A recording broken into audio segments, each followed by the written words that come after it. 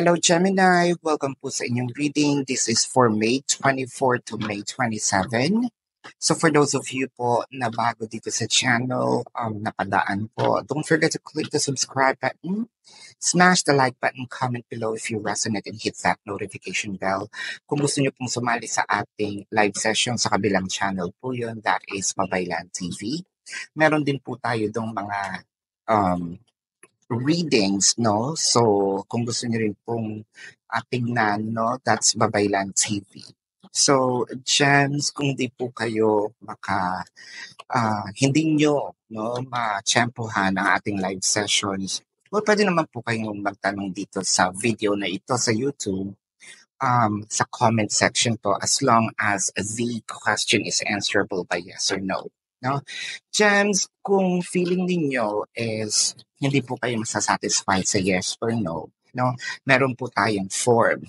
Sa description box po, meron po dong form, good for 1 question, 2 questions, and we have a promotion of 4 plus 1, so it's total of 5.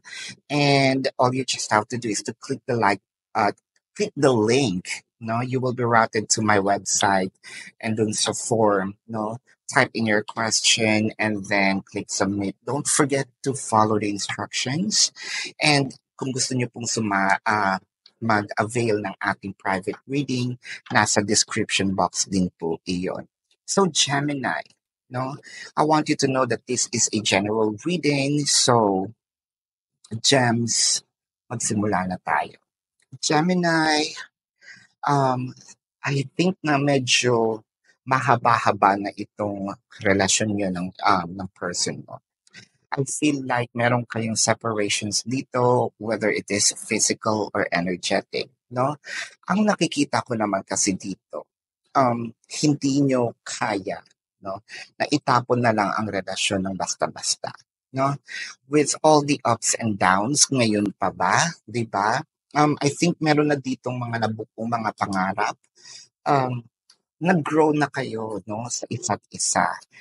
With the Two of Wands, the Queen of Pentacles, and the Ten of Swords. So I feel like biglaan itong separations ninyo. If this is involved monetary wise, pwedeng ang naging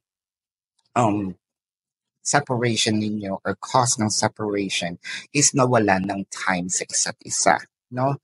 All of a sudden, bigla na lang gumising ka ng isang araw na, ay, bakit parang wala na akong karelasyon, no? With the Sun and the Seven of Swords. So yung isa ngayon naghihinala, merong third party. Whether it is hinala or whether meron na, we will check that in a bit.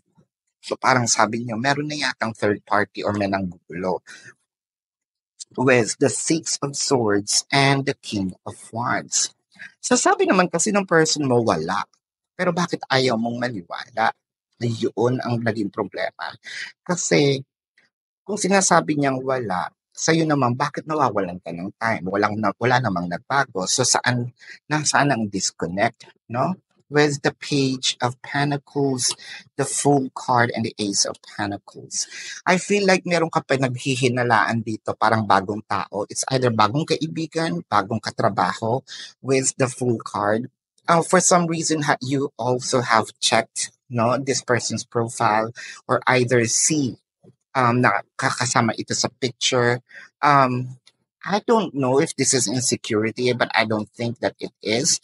If this is not insecurity, then probably I feel like meron kang, parang sabi mo, I smell something fishy, no? Nakahinahinala dito with the Page of Wands and the Four of Coins. So nakikita mo na parang bakit bigla-bigla din, no? Na merong mga deleted message or parang nakikita mo na parang merong mga pag-uusap tapos bakit kulang, no? Either meron ka ditong proof pero hindi 100% sure, or nakikita mo siya na parang lumalayo every time nakikipag-usap. So I feel like this is more of selos, no? Kaya nagkaroon ng separations. So this is your reading for now, Gemini. tignan natin, no, ang zodiac sign ng taong mahal mo. This could be their sun sign or this could be a placement in their chart. I'm seeing Leo, I'm seeing Aries, I'm seeing Taurus, Sagittarius, uh, what else? Sinasabi ko yung Taurus, Sagittarius. Yeah, so this is your reading. Yeah, Gemini. For those of you who's new to the channel, don't forget to click the subscribe button, smash the like button, comment below kung kayo nakaka-resonate, and hit that notification bell. So kung gusto niyo po ng dalawang reading, sa kabilang channel po yun, Babaylan TV. Kung gusto niyo po sumali sa live session, sa kabilang channel din po. Magtanong kayo dito as long as the question is answerable by yes or no. And kung hindi kayo masasatisfy, meron pong form. So click the link on the description box. You'll be routed to my page. Type in your questions and then click submit. If you also want to book a personal reading, there's also a link in the description box. Love and light. Namaste. See you po sa susunod na reading or susunod na live sessions. Goodbye, Gemini. You want the best.